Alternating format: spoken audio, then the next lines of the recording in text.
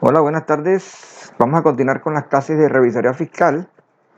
Al tema que vamos a desarrollar o el tema que vamos a tratar es auditoría financiera que practica el revisor fiscal. Entonces vamos a dedicarle la clase a la auditoría financiera que practica el revisor fiscal. Ok, para hablar de auditoría financiera, recuerden que en el revisor fiscal fiscaliza y audita. ¿Qué fiscaliza? Fiscaliza los actos de los administradores, evalúa el control interno, fiscaliza el cumplimiento de las normas, leyes, código laboral, civil, etc. Pero ¿qué es lo único que audita? Los estados financieros. Entonces, el revisor fiscal realiza una auditoría financiera. ¿Por qué? Porque él debe dictaminar los estados financieros, ya que se lo pide, se lo exige el Código de Comercio.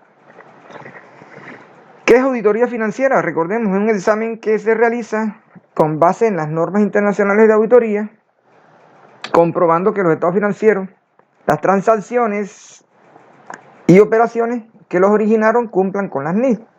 Es decir, fíjense que en esta definición, en este concepto, se le está exigiendo al revisor fiscal que cumpla con dos exigencias normativas.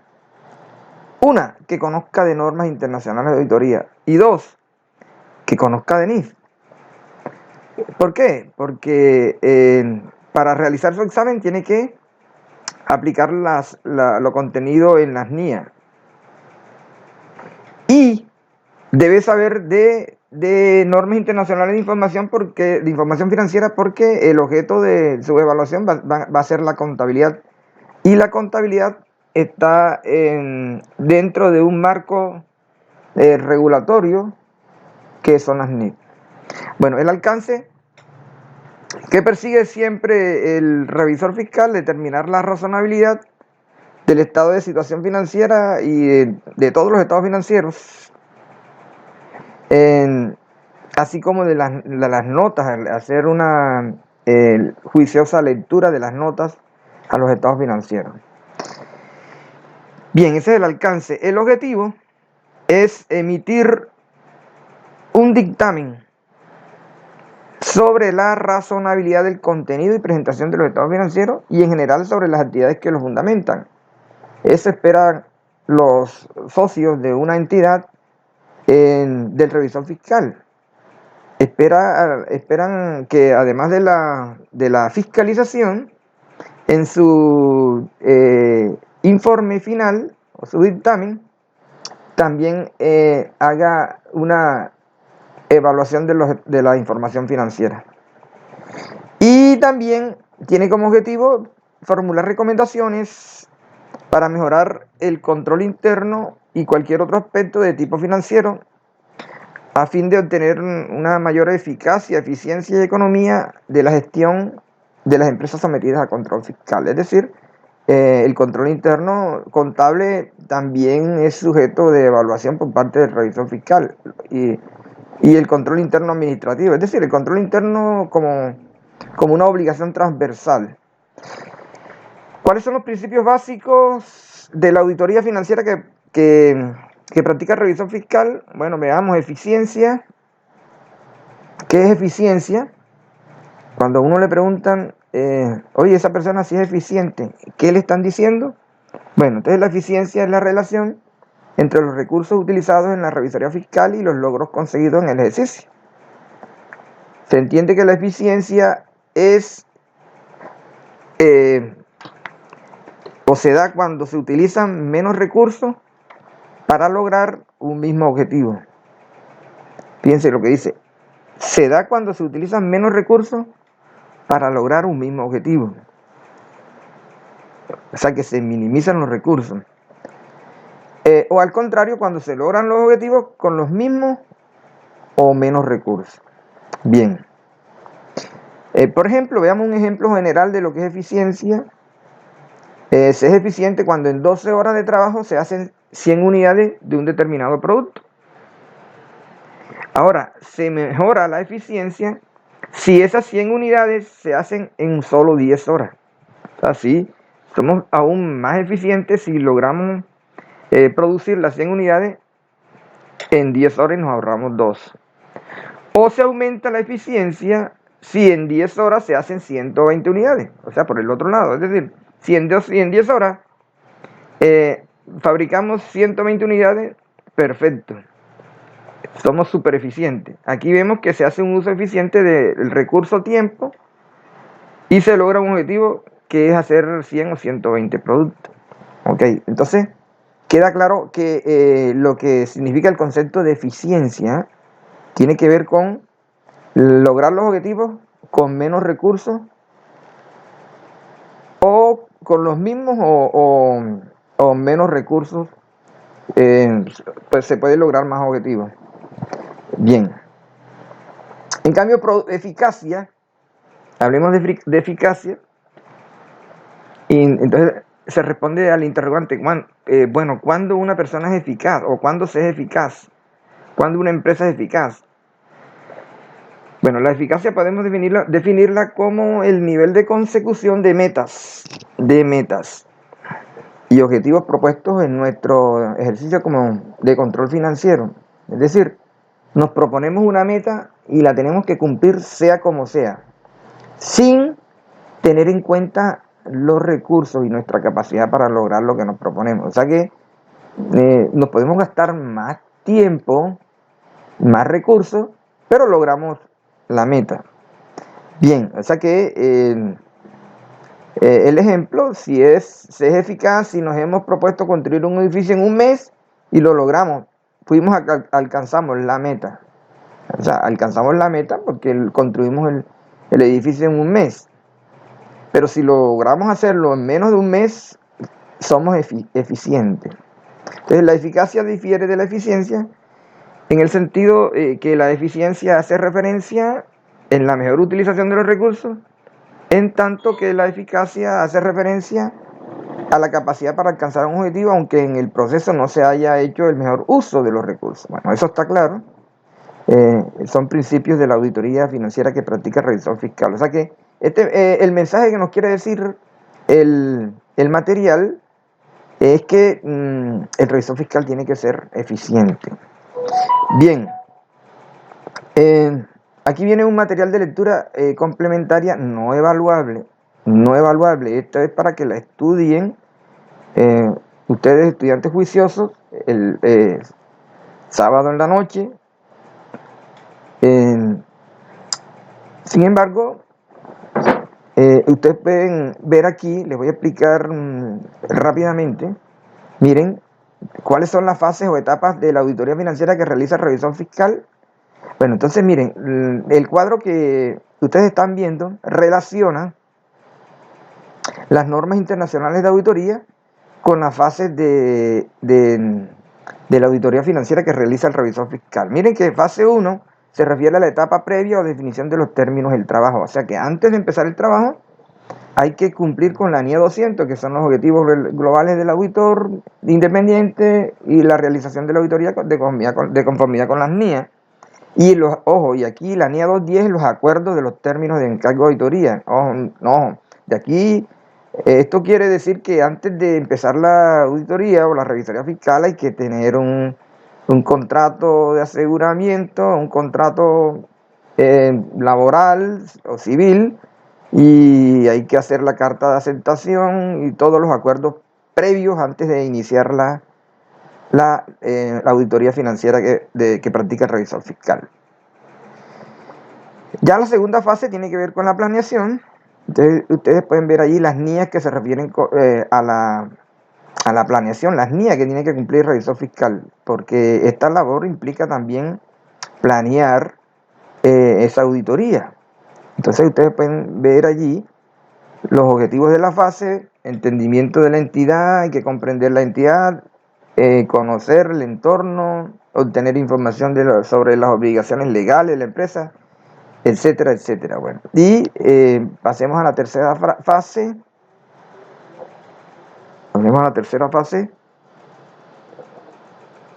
La tercera fase ya tiene que ver con la ejecución de la auditoría. ¿Ok? Miren, tiene que ver con procedimientos ya de auditoría, la ejecución. Entonces aquí ya hay que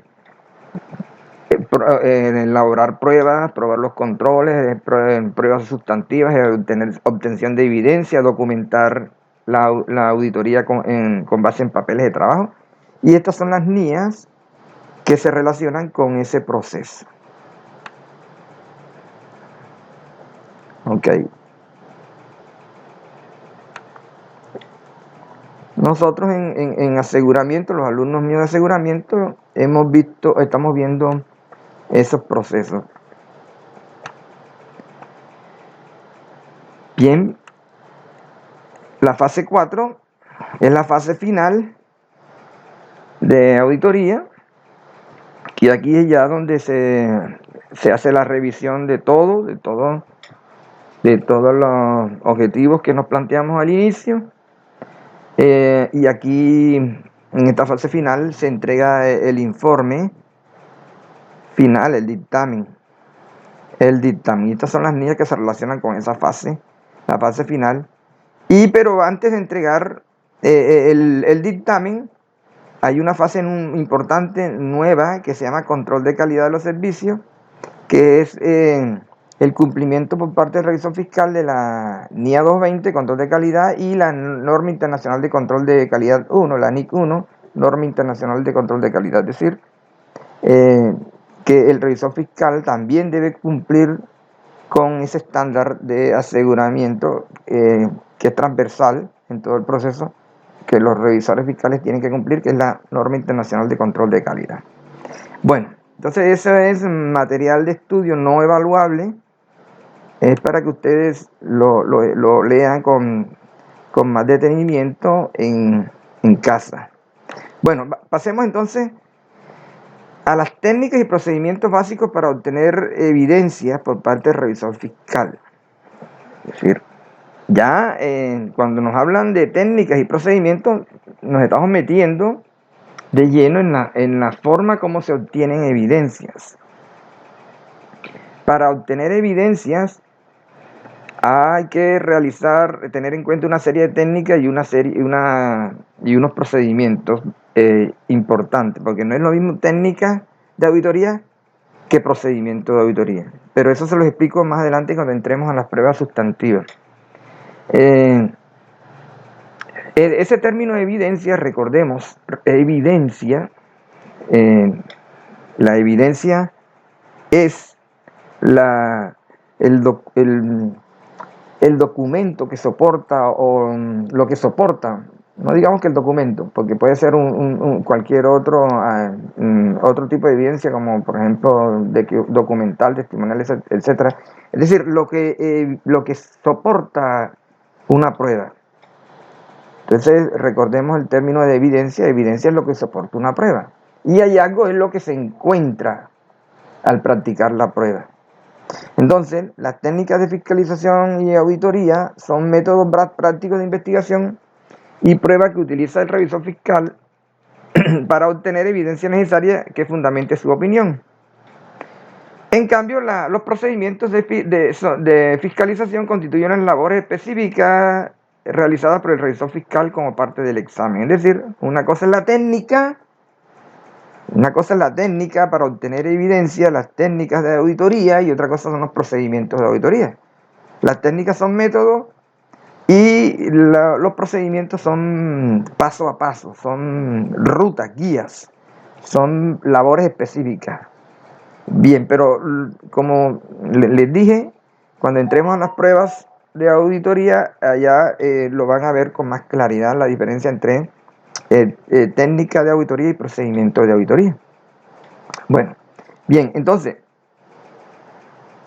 las técnicas están contempladas en la NIA 500 y la NIA 520, las técnicas de auditoría.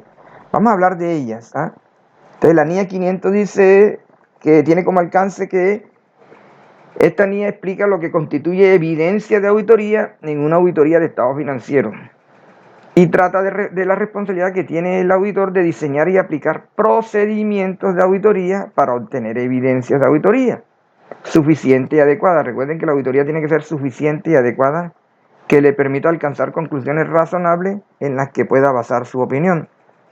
Solo si el revisor fiscal tiene las evidencias suficientes y adecuadas, puede usar esas evidencias como base para el dictamen.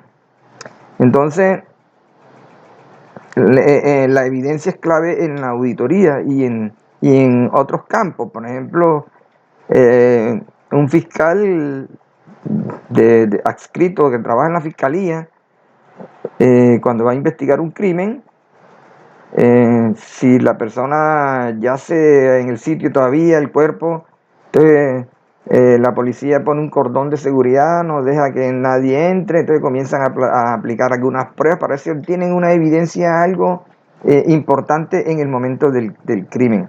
Bueno, entonces en revisoría fiscal también nosotros los revisores fiscales practicamos pruebas para obtener evidencias. Bien, ¿cuál es el objetivo de esta NIA? El objetivo es diseñar y aplicar por parte del revisor fiscal procedimientos de auditoría de forma que le permita obtener evidencia de auditoría suficiente y adecuada para poder alcanzar conclusiones en las que pueda basar su opinión. Entonces, bueno, vamos a ver unas técnicas contempladas en la NIA 500. Empezamos con la inspección. Inspección. Ustedes ven aquí el apartado A14 de esa NIA, apartado A14, dice: la inspección implica el examen de registros o de documentos, ya sean internos o externos, en papel, en soporte electrónico o en otro medio, o un examen físico de un activo. Miren lo que dice, implica el examen de registro de documentos, ya sean internos o externos, en papel, en soporte electrónico o en otro medio, o un examen físico de un activo. O sea que la inspección implica, es un examen sobre un activo o sobre un papel, un documento. Uno puede hacer un conteo físico de la mercancía, pero también puede hacer un conteo físico de las inversiones en activos financieros, en bonos, en acciones, o puede hacer un conteo físico de las propiedades, plantas y equipos, etcétera. Eso es inspección. El examen de los registros o documentos proporciona evidencia de auditoría con diferentes grados de fiabilidad, dependiendo de la naturaleza y la fuente de aquello. Y en el caso de registros y documentos internos, de la eficacia de los controles sobre su elaboración. Es decir, que esta técnica de la inspección es una técnica que implica realizar un examen interno o documental y un examen sobre los activos. Bueno, a ver, un ejemplo de inspección utilizada como prueba de control es la inspección de registros en busca de evidencia de autorización. Por ejemplo, si encontramos quién autorizó un pago, estamos inspeccionando. Es decir, buscamos quién autorizó un pago, estamos inspeccionando los documentos. Y otro ejemplo, aquí lo vemos, aquí lo dejé, toma física de inventario. Este es un ejemplo de inspección. Vamos a verlo. Vamos a verlo. Ok, vamos a abrirlo.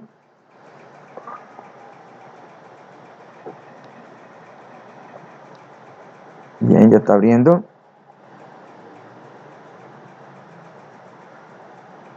Ok, veamos, miren. Este es un ejemplo de inspección. Aquí una toma física de inventario en una bodega, un almacén, etcétera. Y aquí, por ejemplo, el auditor decidió, miren, tomar una muestra del 50%. Miren que hay 8 productos, pero él tomó 4 productos para inventariar, seleccionó una muestra del 50%.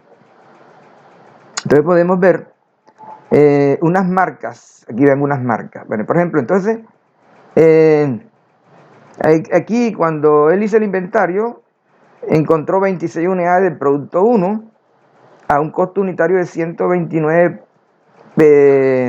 pesos con 30, para un costo total de 3.361. Y así sucesivamente para los demás, todos los productos, los 27 del producto 2, etcétera. Bueno, vamos a ver qué significan las marcas, veamos. Veamos esta primera marca. Veamos acá abajo. Aquí están las marcas. Verificado físicamente. Verificado físicamente. Miren que los productos que tienen la marca son los que él contó. Estos cuatro son los que él contó. Ok. La siguiente marca dice verificado en libro auxiliar de inventario. Es decir, él verificó la cantidad también en el libro auxiliar de inventario, que es esta marca que está aquí. Ok. La siguiente marca. La tercera marca dice, aquí la ven, cálculo verificado. Aquí, miren, 105 productos a este valor unitario da este valor total. Y el revisor fiscal o auditor con esa marca está indicando que verificó matemáticamente la exactitud matemática de esta toma física. Fíjense que en una prueba pueden converger al mismo tiempo y de forma complementaria varias técnicas de auditoría, en este caso la inspección y el recálculo. Ok. Bueno, miren. Entonces ustedes pueden observar, aquí está la muestra examinada, el porcentaje de alcance de auditoría, ya es a juicio del auditor, pero quería era mostrarles que este es un papel de trabajo de aplicación de una prueba donde se utiliza el método de inspección. Ok, cerramos entonces y nos vamos para continuamos con el módulo. Siguiente técnica. Veo que esta clase se va a alargar bastante, pero bueno, tenemos que terminarla. Ok. Vamos para la siguiente técnica. Observación. Bueno, la observación es un examen ocular. Consiste en presenciar un proceso o un procedimiento aplicado por otras personas. Por ejemplo, la observación por el auditor del recuento de existencia. Fíjense ustedes que en la prueba anterior también converge otra técnica que es la observación. Es decir, se puede observar el recuento de existencia. Entonces, proporciona evidencia de auditoría sobre la realización de un proceso o procedimiento, pero ojo, que esta técnica está limitada al momento en el que tiene lugar la observación, y por el hecho de que observar el acto puede afectar al modo en que se realiza el proceso o procedimiento. Es decir, lo que quiere decir ello es que la recomendación es que uno pase de incógnito cuando se esté realizando un proceso, un procedimiento. Por ejemplo, veamos a este ejemplo que coloqué aquí. Veamos. Colóquese en un lugar privilegiado y dedíquese a ver como incógnito lo que ocurre en el proceso de compra, o en el proceso de venta, o en el proceso de producción, o en la atención a un cliente, entre otros.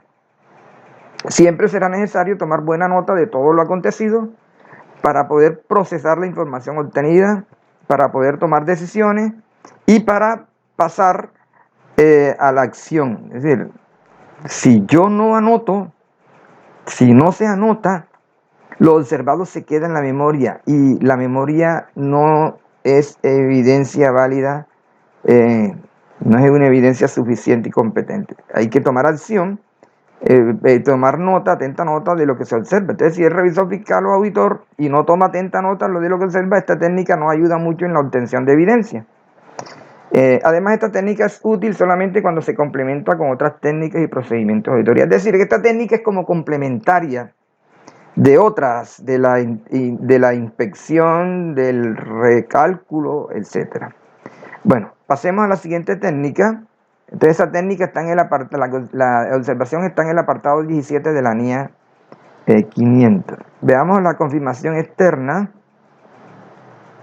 Confirmación externa, apartado 18. Dice la NIA que una confirmación externa constituye evidencia de auditoría obtenida por el auditor mediante una respuesta directa escrita de un tercero, la parte confirmante, dirigida al auditor o al revisor fiscal, en papel o en soporte electrónico u otro medio. Bueno, entonces esta técnica consiste en que tenemos que relacionarnos con terceros. ¿Quiénes son los terceros en una empresa? Los clientes, los proveedores, cualquier otra, el banco, por ejemplo, etcétera. ¿Y cómo se relaciona uno con ellos cuando está haciendo una auditoría? Enviándole, por ejemplo, una confirmación que nos confirme unos datos. Los procedimientos de confirmación externa con frecuencia son relevantes, sí, claro, son muy importantes cuando se trata de afirmaciones relacionadas con determinados saldos contables y sus elementos. Entonces se puede confirmar cualquier cosa, hasta la información bancaria se le puede solicitar a un banco que nos confirme cuentas, a nombre de quién están, etcétera. Bueno, esta confirmación externa es bastante usada en empresas que tienen muchos clientes. Por ejemplo, acá en el sector comercial, la utilizan mucho los negocios que venden electrodomésticos, que riegan la mercancía por los pueblos, por los municipios, y pues necesitan corroborar los abonos que hacen los clientes. Entonces, las confirmaciones antes se hacían por escrito, en cartas. Ahora ha ayudado mucho la tecnología y se utiliza el correo electrónico. Entonces, pues, estas pueden ser de dos tipos. Traes aquí, esto que está aquí, que estamos viendo ahora, también es una clase, lo traje acá al módulo de revisoría fiscal. Pero mis alumnos de aseguramiento 2 ya saben que es una confirmación positiva directa, indirecta, confirmación negativa. Entonces las confirmaciones pueden ser de dos tipos. Positiva, cuando al confirmante, cuando el confirmante conteste si está o no conforme con los datos que desea confirmar. Cuando se pide al confirmante, conteste si está o no conforme con los datos que se desea confirmar. Esta confirmación a su vez puede ser directa, es decir, cuando se suministran datos, o indirecta, cuando no se suministra dato alguno. Por ejemplo, en mi caso, en mi experiencia como revisor fiscal, a mí yo me inclino más por la confirmación positiva indirecta. ¿Por qué? Porque yo no le suministro ningún dato al cliente. Ahora vamos a ver un ejemplo. Y la confirmación negativa es cuando se pide al confirmante conteste únicamente en caso de no estar conforme con los datos que se le envían. Entonces veamos el ejemplo. El ejemplo más típico de los saldos de los clientes de confirmación es con clientes. Aquí traigo un ejemplo, por ejemplo, de una confirmación hecha por la Contraloría General de la República a un laboratorio. Se le pide al laboratorio, ubicado en la carrera tal de Bogotá. Vamos a leerla. Estimados señores, en cumplimiento del artículo 207 de la Constitución Política de Colombia, perdón, la Contraloría General de la República desarrolla actualmente una auditoría financiera en el Instituto Nacional de Cancerología, o sea que la auditoría la está haciendo en el Instituto Nacional de Cancerología, y el tercero es el Laboratorio Nacional de Medicamentos, o sea, el tercero. Bien, entonces nos permitimos solicitarles que inmediatamente se sirvan enviar con la mayor brevedad posible a la Comisión de Auditoría de este ente de control, ubicada en las instalaciones del instituto, en la dirección tal, el formato adjunto de esta comunicación en el cual solicitamos algunos datos relativos al saldo de su cuenta pendiente por pagar a esta entidad con corte a diciembre 31 de 10 millones de pesos. O sea que acá en el ejemplo no es con clientes, sino con proveedores. Bueno, entonces fíjense ustedes, miren, aquí se le está suministrando el valor de la deuda, de la deuda o de la creencia, 10 millones. A mí no me gusta mucho poner esta confirmación positiva directa, porque muchas veces, por ejemplo, en el caso de que sea un cliente y yo le diga, o la empresa le diga cuando le manda la comunicación, no, mira, confírmame si tú debes 10 millones. Y resulta que a veces en las empresas hay desórdenes, hay cuentas enredadas que se traspapelan, etcétera.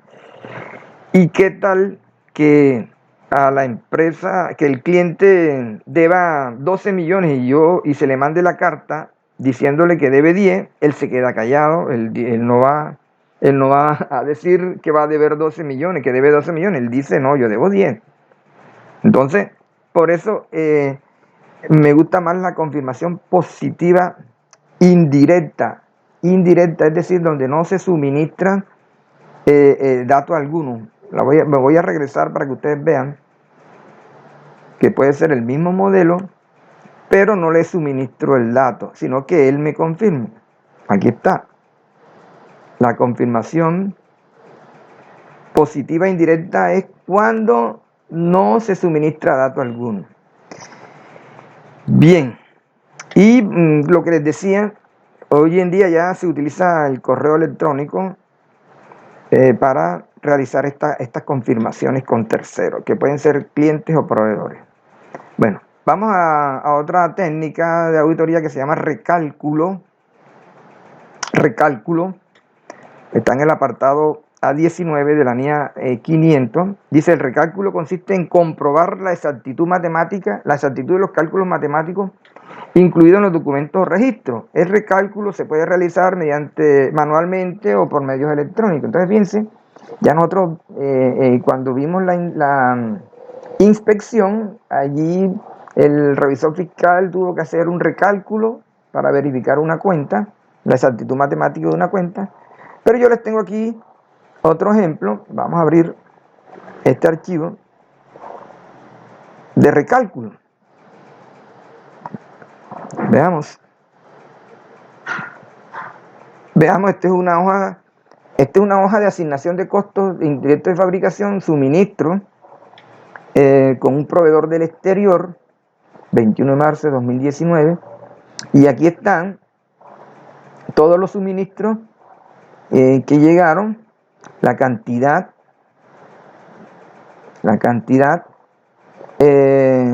el FOB unitario, es decir, cuando se importa mercancía, se determina un costo unitario de la mercancía importada, puesta en puerto. El valor de la factura, aquí, este es el valor de la factura, y si ustedes multiplican 45 por 18, les da 837.90. Este es un flete que se suma, un seguro también que se suma. Entonces ya los costos indirectos de fabricación ya en Colombia es de 9.25, el IVA, otros gastos, cualquiera de transporte, de locación. Total que si ustedes suman 9.25 más 73 más 8.53, eso da 1.007 pesos con 92 centavos. Ya, ese es el costo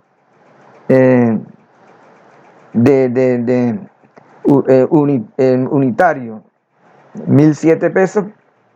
Entonces, para un total, para un costo, perdón, aquí está el costo, entonces ya el costo unitario sería de 22.398.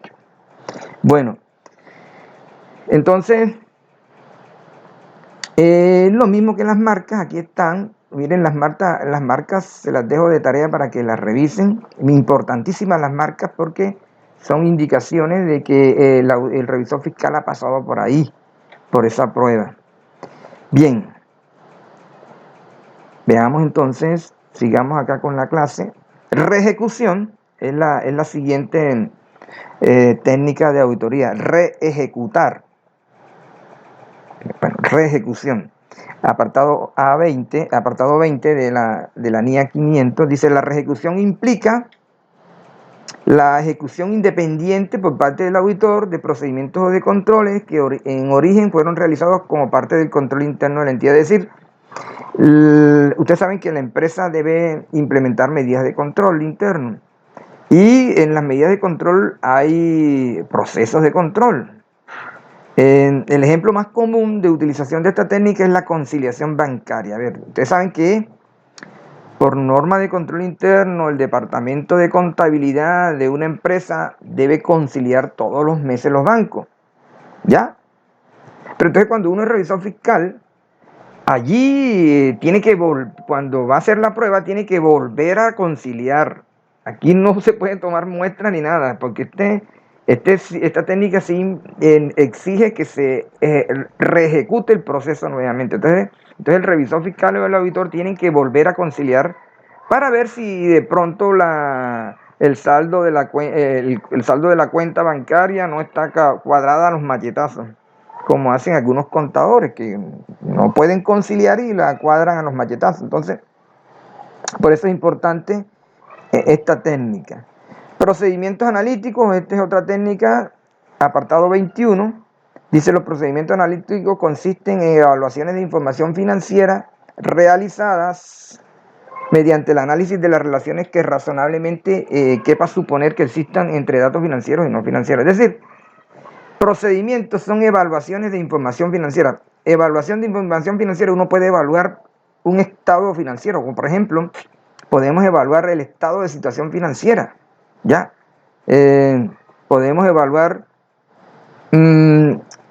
y comparar un año con relación a otro. Podemos comparar qué pasó de un año con relación a otro y por qué hubo variación. Este procedimiento analítico, miren, si ya ustedes vieron análisis financiero, el profesor les ha explicado este procedimiento, donde uno hace una investigación de la variación y estudia, entonces realiza indicadores financieros, bueno, indicador de solvencia, indicador de rentabilidad, etcétera, pero también hace el cuadro de variaciones horizontal, vertical, etcétera. Entonces, veamos, aquí está un ejemplo de la TAN. Aquí está, miren, podemos ver activos, corriente. Veamos efectivo y equivalente al efectivo. En el año 2013 fue de 1.984.903 y en el año 2012 fue de 650.223. Tuvo una variación, una variación de absoluta de 1.334.640, que eso equivale al 67%, variación absoluta. Pero también podemos hacer el análisis relativo, la participación de esta cuenta con relación al total del activo corriente. Entonces, si por ejemplo, ¿qué peso tiene, qué participación tiene el efectivo y equivalente efectivo en el total de los activos? Bueno, en el total de los activos da 8.8. Aquí en el ejemplo solamente no quise tomarlo todo porque me abarcaba. Pero en el total de los activos, el efectivo y equivalente efectivo tiene un peso del 8.8%. Y así sucesivamente. Este en el año 2013 y este en el año 2012. Entonces, fíjense, esto es lo que se conoce como procedimientos analíticos. Este es un análisis, una evaluación de las cifras. Es válido también para financiera y no financiera, es decir, datos estadísticos también se pueden evaluar a través de procedimientos analíticos. Entonces, fíjense, no es difícil. Cuando vean en la NIA, no, es un procedimiento analítico, entonces ya saben qué es lo que tienen que hacer. Y veamos esta técnica, indagación, apartado apartado A22. Bueno, la indagación, indagar, ¿qué es indagar? Indagar es cuestionar, preguntar, entrevistar, sacar información a través de la expresión verbal o escrita, por ejemplo. Entonces la indagación puede ser formal o informal. Indagación formal. Bueno, yo como revisor fiscal puedo hacer una entrevista escrita, planteo las preguntas o puedo hacer una encuesta. Indagación informal. Bueno, ustedes saben que los que más información dan en una empresa es el personal de servicios generales, los choferes, perdón, los vigilantes, etcétera. Entonces uno le puede sacar información a ese personal, pero esa información es esa indagación informal. Bien, entonces, vamos a ver, aquí les voy a mostrar un modelo de entrevista. Vamos a darle clic aquí. Abrimos el archivo y podemos ver.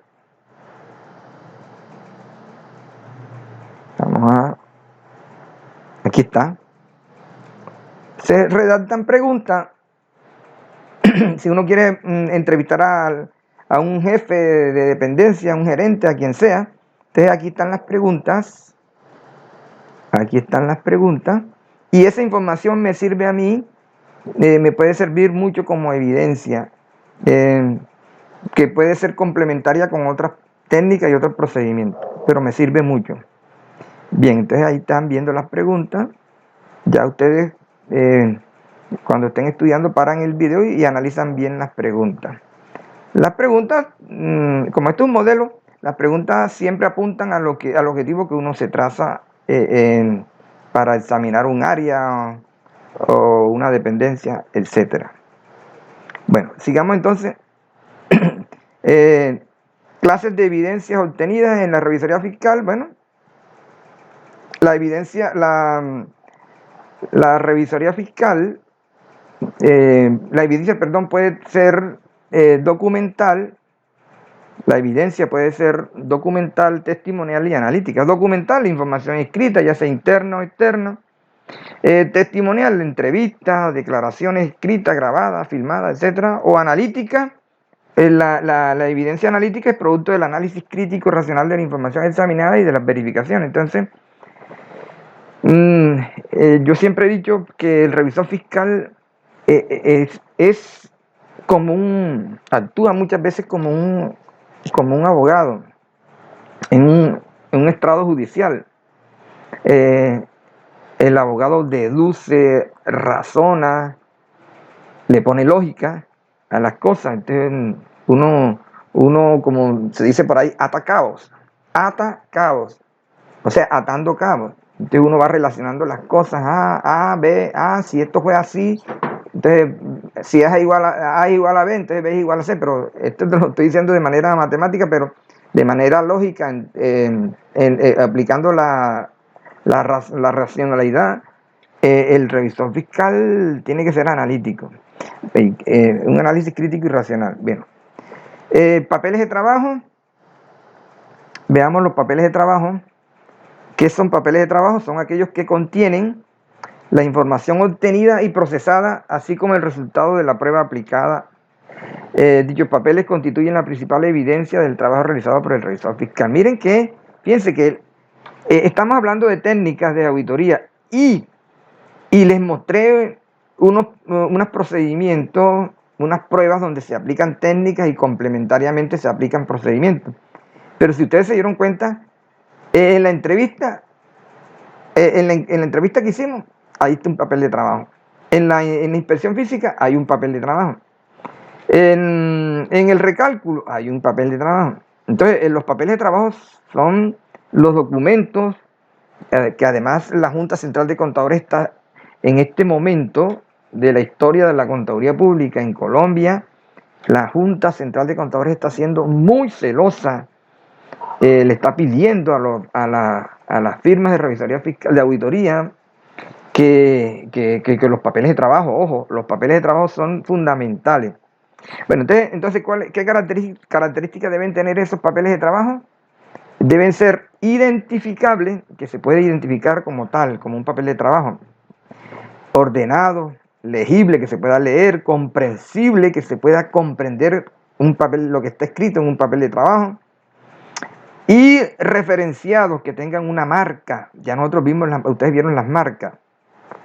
Entonces la referenciación es el sistema de identificación de los documentos consistente en asignar unos códigos alfanuméricos que se colocan generalmente en la parte superior derecha de la hoja de trabajo, etcétera. Ya ustedes vieron las marcas. ¿Cuál es el objetivo? Obtener la evidencia necesaria que permita fundamentar la prueba. Claro. ¿Dónde queda la prueba? ¿Dónde queda evidencia del trabajo hecho por el revisor fiscal? En los papeles de trabajo. Entonces, el objetivo es obtener la evidencia necesaria que permita fundamentar la prueba. Bondades, bueno, son las evidencias de las pruebas practicadas y el grado de profesionalismo que tuvo el revisor fiscal en relación con su trabajo. Aquí el revisor fiscal muestra su conocimiento y su grado de profesionalismo. Aquel revisor fiscal firmón, el firmón, es el que va a la empresa cada 15 o 20 días y no practica pruebas, no tiene un plan ordenado. Ese es el revisor fiscal firmón, ese es el que le hace daño a la profesión. Bueno, son fuentes para que en auditorías o fiscalizaciones posteriores se haga seguimiento a las debilidades encontradas en años anteriores. Permite preparar y fundamentar el informe, claro, ya lo habíamos dicho.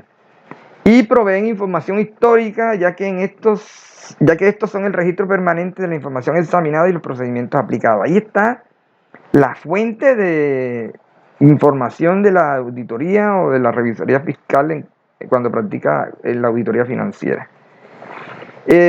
Bueno, marcas, ya saben lo que son las marcas. Con relación a las marcas, podemos ver aquí, esto no es ustedes se preguntarán, bueno, pero ¿de dónde sale SC? ¿Quién hace eso? No, miren, esto es de libre expresión o convencional del revisor fiscal. Usted puede poner sumatoria correcta, puede poner SC, pero puede poner solamente un garabato, lo que usted quiera, pero lo importante es que tenga un significado. Es decir, estas marcas no son estándares, no son estándares. Usted puede poner la convención que quiera y lo que significa. Bueno, entonces las marcas preferiblemente están en lápiz rojo, bueno, ya es una tradición de la auditoría. Históricamente las marcas van con lápiz rojo, pero le pueden poner color verde, azul, etc. Archivo de papeles. Bueno, esos papeles ustedes se preguntarán, ¿cómo se archivan? ¿Cómo se clasifican? Bueno, entonces, miren, los papeles se deben archivar, porque cuando uno está realizando una auditoría financiera, realmente obtiene mucha información que la genera la empresa y hay información que genera el mismo revisor fiscal cuando practica las pruebas. Entonces, finalizada la auditoría o fiscalización y entregado el informe, los documentos y papeles de trabajo involucrados en el proceso se verán archivar clasificándolos en dos categorías, archivo permanente y archivo corriente. Pero ojo con lo que voy a decir, que estos papeles de trabajo son de propiedad del revisor fiscal. El revisor fiscal no le puede entregar estos papeles de trabajo a nadie, solamente al Estado cuando una autoridad de control, un ente de control lo exija. Puede ser la superintendencia, puede ser la DIAN, cualquier entidad de control y vigilancia. Bueno, el archivo permanente. ¿Qué constituye el archivo permanente? Lo constituyen aquellos papeles que proporcionan información de interés general, que normalmente no cambia de un periodo a otro y que por lo tanto puede ser utilizada en posteriores auditorías. Bueno, sí, ¿por qué se llama permanente? Porque esos documentos permanecen en el tiempo. ¿Quién los suministra? Los suministra la empresa. ¿Cuáles son? El estatuto general no cambia, por lo general no cambia, la empresa no está cambiando cada año sus estatutos, el organigrama por lo general no cambia, cambia periódicamente, cada 3 o 4 años, cuando el gobierno corporativo de la empresa sí lo quiere. Entonces esos documentos no cambian y el revisor fiscal los pide y los va archivando. Entonces no cambian de un año con relación a otro. Repito, gran parte de esta información la suministra la empresa. Características: la mayor parte de la información es obtenida en la primera auditoría o fiscalización, es decir, cuando uno llega por primera vez como revisor fiscal a la empresa, pide mucha información para conocer la empresa. Repito, organigramas, estatutos, reglamentos internos, etc. Este archivo debe ser utilizado en cada periodo auditado y o fiscalizado, claro. Aunque pasemos de un año a otro, el revisor fiscal o auditor está siempre consultando los estatutos, las normas internas, los reglamentos, los procedimientos, los manuales de funciones, etc. Bueno, y el objetivo es brindar al revisor fiscal un conocimiento general sobre la entidad, claro. Yo les decía ahora, hace un ratico, que la verdad es que la información general que me da la empresa me ayuda a conocer la empresa. Cuando yo pido los estatutos, el organigrama, los manuales de funciones, de procedimientos, estoy conociendo la empresa. Entonces, esa me da el archivo permanente me brinda un conocimiento general sobre la entidad. Y el archivo corriente, esto sí cambia, ¿eh? Y esto, a diferencia de los otros, del archivo permanente, este archivo sí cambia de un año con relación a otro, es decir, tiene un periodo de vigencia. El archivo corriente, por ejemplo, en el año 2019 comenzó en 1 de enero y terminó en diciembre 31. El año fiscal comenzó en el periodo, si el revisor fiscal fue elegido para ese periodo, entonces el periodo se acaba el 31 de diciembre, comienza el 1 de enero y se acaba el 31 de diciembre. Entonces, por ende, los archivos, los documentos que están archivados allí corresponden a ese periodo. Nada más, ya para el periodo siguiente hay que arrancar de cero. Bueno, ¿quién genera estos documentos, estos papeles de trabajo? Los genera el revisor fiscal.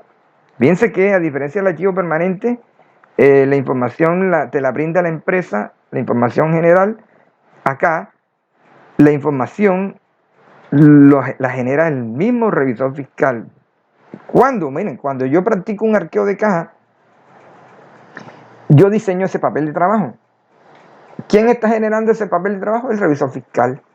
¿Y ahí qué queda? Quedan las evidencias y los hallazgos. Por ejemplo, en un arqueo de caja yo puedo encontrar un faltante de 5 millones, 2 millones, 200.000 pesos, 300.000 pesos, etc.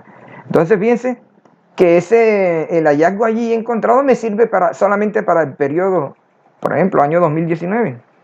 Ya, para el año 2020 no me sirve. Ya para el año 2020 tengo que volver a practicar pruebas. Bien, entonces, características: la información se obtiene en cada periodo fiscal analizado, son guía para la fase de seguimiento en el proceso de auditoría o fiscalización. Entonces, ya lo que ya hemos dicho, ¿eh? El objetivo es brindar al revisor fiscal un conocimiento específico. Miren lo que dice, ¿eh? Y comparemos el objetivo de los papeles del archivo permanente con el archivo corriente. Miren el objetivo del archivo permanente. Dice: brindar al revisor fiscal un conocimiento general sobre la entidad. Claro, porque me documento de la entidad cuando leo los estatutos, los manuales, etc. Pero aquí, en el archivo corriente, el objetivo es brindar al revisor fiscal un conocimiento específico sobre las pruebas. Claro, cuando yo hago el arqueo de caja estoy practicando una prueba, procedimiento aplicado y hallazgos obtenidos. ¿Ok? Entonces, queda bastante claro esta parte del archivo corriente. Bien. Ok. Bueno, hemos llegado al final de la clase. Espero que haya sido de su agrado. Cualquier inquietud, cualquier duda me pueden llamar por los canales, puede ser WhatsApp, YouTube o por el celular o por la plataforma, como quieran. Ya en la próxima clase entramos directamente a las pruebas que realiza el revisor fiscal. Vamos a hablar de las pruebas de cumplimiento y las pruebas sustantivas. Bueno, ha sido un placer estar nuevamente con ustedes. Saludos y que pasen un excelente fin de semana.